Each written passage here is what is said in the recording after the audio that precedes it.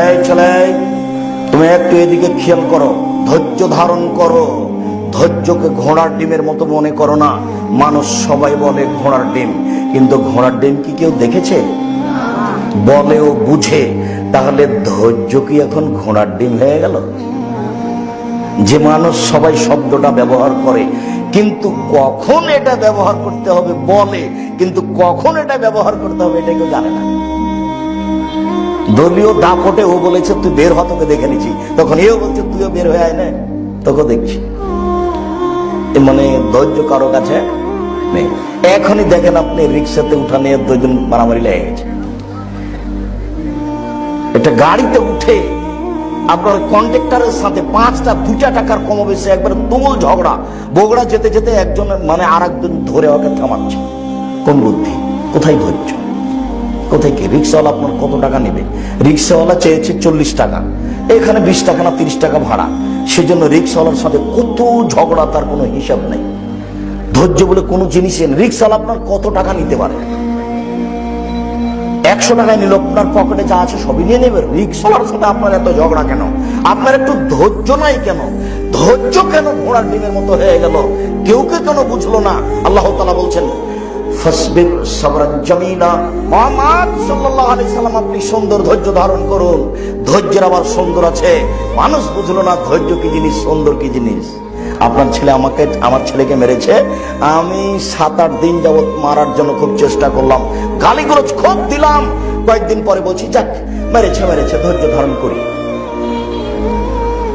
এটা কি ধৈর্য হলো? এটা সুন্দর ধৈর্য নয়। আল্লাহ তাআলা বলছেন আমাদের নবীকে আসবির আলা মা ইয়াকুলুন, ওরা যা বলে তার উপরে আপনি ধৈর্য ধারণ করুন। ওরা বলে এ জাদুগার, ওরা বলে এ গণক, ওরা বলে এ কবি, ওরা বলে ছি ছি ছি ছি ছি এ বংশের কুলাঙ্গার ছেলে। আরে আমাদের 360 জন মাবুদ, এ বলছে একজন। ছি ছি ছি ছি ছি ছি, তবু নাকি সপ্তম আকাশের উপরে আছে। এটি কি মানা যায়? একে হত্যা করে দে, একে দেশ থেকে তাড়িয়ে দে, একে জেলখানায় বন্দি করে দে, এর গায়ে ধুলা দিয়ে দে, একে কুকুর লাগিয়ে দে। আল্লাহ বলছেন ওরা যা কিছু বলে আপনি তার উপরে ধৈর্য ধারণ করুন। আল্লাহর কি ঠেকা বেঁধেছে? আল্লাহ একটু পিছিয়ে করতে পারেন না? সম্মানিত ভাই বোন, আল্লাহ সবকিছু করতে পারেন, কিন্তু আল্লাহ আমাদের নবীকে ধৈর্য ধারণ করতে বলছেন। সবাই বলছে ও পাগল হয়েছে, আরে ওকে চিনে ধরেছে, ওকে পরিতে ধরেছে, ওকে নাকি ওপরিতে ধরেছে। তাই কবিরাজ এসে বলছে শুনেন আপনাদের ছেলেটা মোহাম্মদ, ও নাকি পাগল হয়েছে, ওকে চিনে ধরেছে। ও কোথায়? ওই যে মোহাম্মদ, ওকে চিনে ধরেছে, ও এখন পাগল হয়েছে। ও বলছে একজন আল্লাহ সপ্তম আকাশের উপরে থাকে।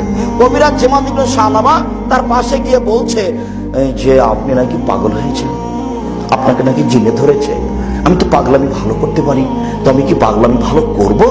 তখন আমাদের নবী বলছেন আচ্ছা ঠিক আছে, তাহলে আমি একটু কথা বলি। ইন্নাল হামদালিল্লাহ নাহমাদুহু ওয়া নাস্তাইনুহু ওয়া নাস্তাগফিরুহু।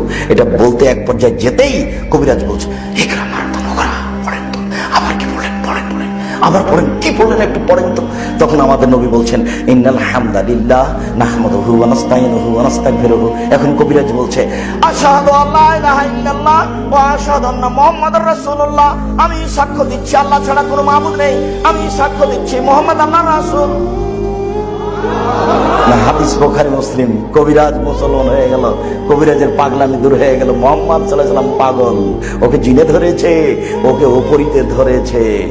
আল্লাহ এত কিছু বলছেন মানুষের, তবুও কিছু বলেন না। আবার পাল্টা আল্লাহ মুহাম্মদকে বলছেন আপনি ধৈর্য ধারণ করুন, আপনি ধৈর্যটাকে ঘোড়ার ডিম মনে করিয়েন না। একটু সময়ে পরিচয় দিয়েন, ধৈর্যের সফলতা পাওয়া যাবে।